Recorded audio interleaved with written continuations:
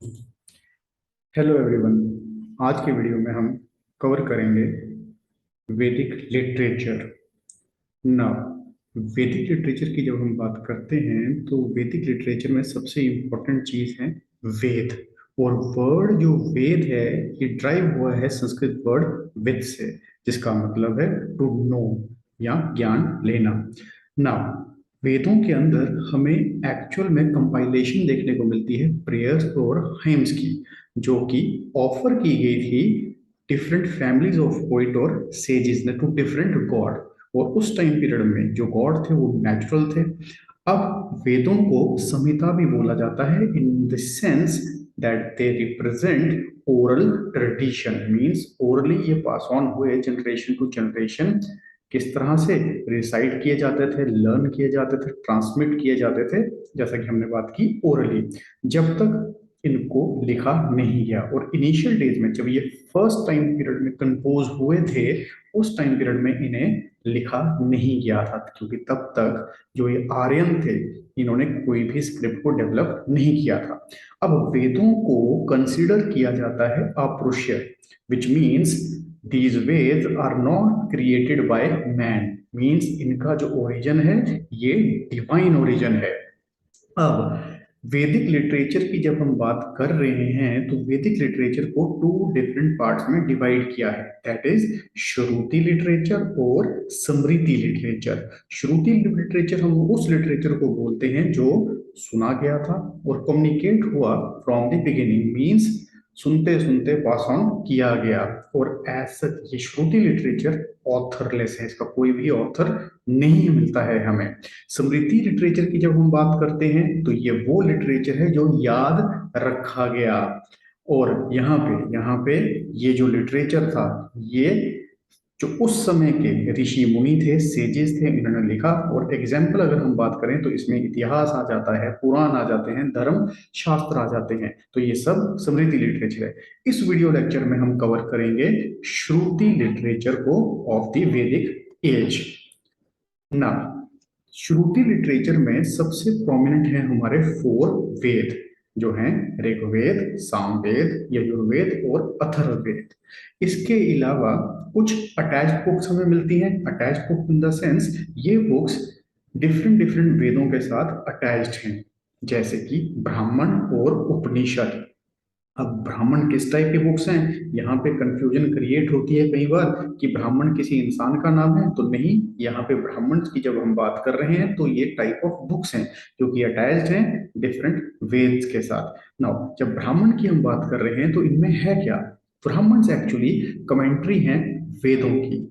इसके अंदर हमें इलेबोरेटेड प्रोज टेक्स्ट मिलते हैं जिसमें हमें एक्सप्लेनेशन मिल रहे हैं वेदों के हाइम्स के, उनके ओरिजिन के बारे में और उनकी एप्लीकेशन के बारे में, मीन्स कौन सा हाइम किस जगह पे एप्लीकेबल है, वो सारा हमें पता चलता है इन ब्राह्मण से।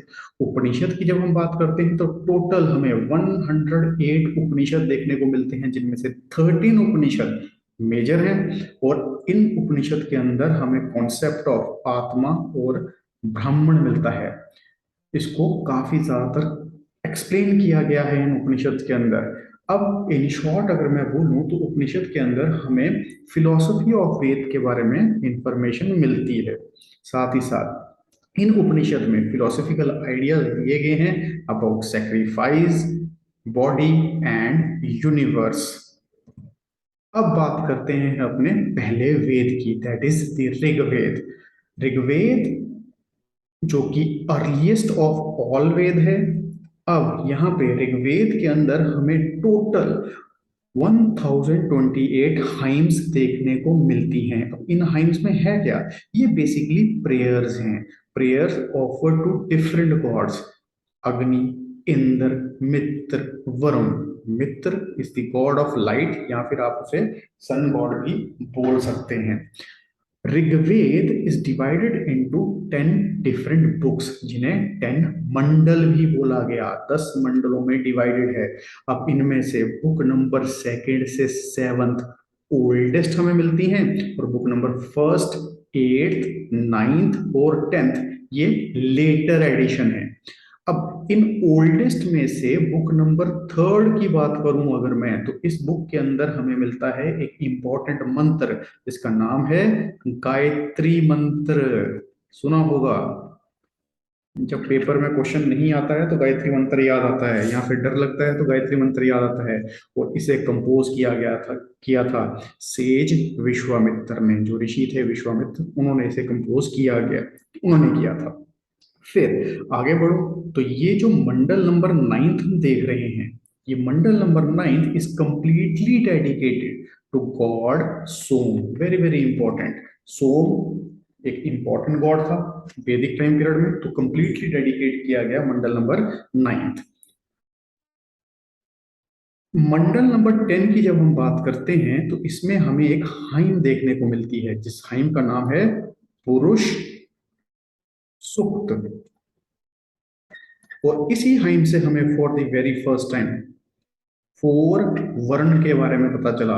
4 वर्ण जैसा कि आपको मालूम है, ब्राह्मण क्षत्रिय वैश्य शूद्र। तो सबसे पहले हमें पता लगा पुरुष सूक्त से। किस मंडल में मिलता है? मंडल नंबर 10 में। नाउ ऋग्वेद एक पर्टिकुलर टाइप के प्रीस्ट ही रिसाइड कर सकते थे, विच मीन्स अपनी फैमिली के अंदर जनरेशन टू जनरेशन इन्हीं को राइट थे, इन्हीं को अथॉरिटी थी कि ये पास ऑन करते थे। और इस प्रीस्ट का नाम था प्रीस्ट होत्री। याद रखिएगा, ऋग्वेद सिर्फ रिसाइड करने वाले लोग जो थे उन्हें हम प्रीस्ट होत्री बोलते हैं। आगे हम बात करते हैं कि ऋग्वेद के साथ कौन सी बुक्स अटैच्ड हैं। जैसा कि मैंने बताया कि हर वेद के साथ एक ब्राह्मण और एक उपनिषद अटैच्ड है। नो, जब ब्राह्मण की बात करें तो इसके साथ 2 इंपॉर्टेंट ब्राह्मण हमें देखने को मिलते हैं, 2 इंपॉर्टेंट हमें ब्राह्मण बुक्स देखने को मिलती हैं, ऐत्रेय और कोष्टकी।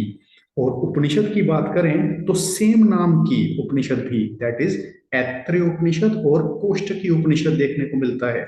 अब मैंने आपको बताया था कि उपनिषद में हमें वैदिक फिलॉसफी के बारे में पता चलता है, तो यहाँ पे ऐत्रेय उपनिषद के अंदर हमें मिलती है थ्योरी ऑफ कर्म। जैसा जो करेगा वैसा भरेगा, तो ये एक फिलॉसफी है। तो ये किस पे मिली हमें? ऐत्रेय उपनिषद के अंदर। फिर आता है हमारा कोष्टकी उपनिषद। कोष्टकी उपनिषद में ट्रांसमाइग्रेशन ऑफ सोल की बात की है। भागवत गीता के अंदर भी बोला गया है आत्मा अमर है, आत्मा मरती नहीं है, शरीर बदलती है। तो ये कहाँ से आई बात? ये आई हमारे कोष्टकी उपनिषद से। आगे बढ़ते हैं, आगे बात करते हैं सामवेद की। और Samaveda is a Veda of music and songs. और इसके अंदर इन टोटल 1549 वर्सेस मिलते हैं। और इन 1549 वर्सेस में 75 वर्सेस ओरिजिनल सामवेद के हैं और बाकी सारे के सारे कॉपी किए गए हैं ऋग्वेद से। मींस ऋग्वेद की हूबहू कॉपी है। और इसे रिसाइट करते थे उदघात्री प्रीस्ट। इसके साथ जो बुक्स अटैच्ड हैं, दैट इज ब्राह्मण एंड उपनिषद। तो ब्राह्मण की अगर हम बात करें तो तंड्य ब्राह्मण और जैमिनीय ब्राह्मण हमें सामवेद के साथ अटैच देखने को मिलता है। उपनिषद में छंदोग और केन उपनिषद। केन उपनिषद को तलवक्र उपनिषद भी बोला गया है। और छंदोग उपनिषद में हमें सबसे पहला मेंशन मिला लॉर्ड कृष्ण का। तो लॉर्ड कृष्ण का सबसे पहला मेंशन हमें मिलता है छंदोग उपनिषद में। आगे बढ़ते हैं, यजुर्वेद की बात करें तो यजुर्वेद एक्चुअल में वेद ऑफ यजुज है। यजुज का मतलब होता है फॉर्मूला, तो मतलब इसमें नंबर ऑफ फॉर्मूलाज देखने को मिलते हैं। यजुर्वेद डील करता है रिचुअल्स में एंड राइट्स में फॉर परफॉर्मिंग डिफरेंट सेक्रीफाइस। कौन आदमी कौन सी सेक्रीफाइस परफॉर्म करेगा, किस तरह से करेगा, क्या तरीका है, वो सब हमें यजुर्वेद से पता चलता है। तो यजुर्वेद के अंदर इन टोटल 40 चैप्टर्स मिलते हैं और इसमें 1875 वर्सेस भी मिलते हैं। इसके अलावा Yajurveda is divided into 2 parts, that is Krishna Yajurveda जिसे हम ब्लैक यजुर्वेद भी बोलते हैं, और शुक्ल यजुर्वेद जिसे हम व्हाइट यजुर्वेद भी बोलते हैं। अब ये ब्लैक और व्हाइट क्यों रखा गया है यहाँ पे? तो सिंपल सी चीज है, जो यजुर्वेद का अनक्लियर्ड हिस्सा है, विच मीन्स जिसके ऊपर इतनी ज्यादा क्लैरिटी हमें नहीं मिलती, जो काफी ज्यादा अनऑर्गेनाइज्ड अनअरेंज्ड है, उसे डाला गया ब्लैक यजुर्वेद की कैटेगरी में। और जो वेल अरेंज्ड और क्लियर है उसे हमने डाला वाइट यजुर्वेद की कैटेगरी में। आगे बढ़ते हैं, अटैच्ड बुक के बारे में बात करते हैं। अब अटैच्ड बुक में ब्राह्मण और उपनिषद। तो ब्राह्मण में तैत्तिरीय ब्राह्मण जो कि अटैच्ड है कृष्ण यजुर्वेद के साथ, कृष्ण यजुर्वेद मतलब ब्लैक यजुर्वेद के साथ। और दूसरा है सप्तपथ ब्राह्मण जो कि अटैच्ड है शुक्ल यजुर्वेद के साथ। और सप्तपथ ब्राह्मण की बात करूं तो ये लेंथिएस्ट ऑफ ऑल दी ब्राह्मण्स है, वेरी वेरी इंपॉर्टेंट। तो सबसे लेंथिएस्ट कौन सा है? सप्तपथ। एक और इंफॉर्मेशन, इसे कई जगहों पे शतपथ ब्राह्मण भी बोला गया है। तो याद रखिएगा, सबसे इंपॉर्टेंट और सबसे लेंथिएस्ट ब्राह्मण है हमारा सप्तपथ ब्राह्मण। उपनिषद की बात करें तो तैत्तिरीय उपनिषद, बृहद अर्यंक उपनिषद और इस उपनिषद। इसमें बृहद अर्यंक और इस थोड़ा सा हमारे लिए इंपॉर्टेंट है। Brihadaranyaka Upanishad is the earliest of all the Upanishad. Means जब उपनिषद लिखे जा रहे थे तो उसमें से सबसे पहला उपनिषद बृहद अर्यंक उपनिषद भी ही लिखा गया। और इसमें हमें मिलता है एक फिलॉसफी, दैट इज अहम ब्रह्म अस्मि, that means I am God. बहुत डीप फिलोसफी है। इसके साथ इस उपनिषद में दो चीजें इंपॉर्टेंट हैं। Number one, creation of universe, किस तरह से ये पूरा ब्रह्मांड बना, इस पे बात की गई है इस उपनिषद में। और दूसरा दूसरा इसमें for the very first time हमें मेंशन मिलता है गॉड शिव का। इसमें शिव और पार्वती की for the very first time mention किया गया, हमको डिस्क्राइब किया गया है। आगे बढ़ते हैं, आगे बात करते हैं हम अथर्व वेद की। तो अथर्व वेद एक्चुअल में कलेक्शन ऑफ मैजिकल स्पेल्स है, और साथ ही साथ it is the good source to study the socio religious condition of that time. इसके अंदर जितने भी हमें हाइम्स मिले, इनका जो पर्पस था that is to warding off evil and devil, भूत प्रेत को भगाने के लिए इससे मंत्र लिए जाते थे। अब यहाँ पे आपको एक इंफॉर्मेशन मैं दूं, अथर्ववेद के लिए बोला गया है कि Atharvaveda is a non Aryan work, which means ये वेद एबोरिजन इंडियंस का था। जब आर्यंस हिंदुस्तान में आए, इंडिया में आए, तो उस टाइम पे इंडिया के जो निवासी थे उन लोगों का ये काम है, ऐसा माना गया है। तो इसीलिए अथर्ववेद को त्रेयाई की कैटेगरी से बाहर रखा गया है। त्रेयाई क्या है? Which means group of three. तो ग्रुप ऑफ थ्री में कौन कौन से आते हैं? ऋग्वेद, सामवेद और यजुर्वेद। तो इस तीनों किताबों को हम त्रेयाई बोलते हैं। अथर्ववेद को इससे बाहर रखा गया है। नाउ यहाँ पे अथर्ववेद के साथ जो ब्राह्मण अटैच है, एक ही ब्राह्मण मिलता है हमें, गोपथ ब्राह्मण। और उपनिषद की अगर हम बात करें तो तीन इंपॉर्टेंट उपनिषद मिलते हैं, मुंडक उपनिषद, प्रसन्न उपनिषद और मंदुख्य उपनिषद।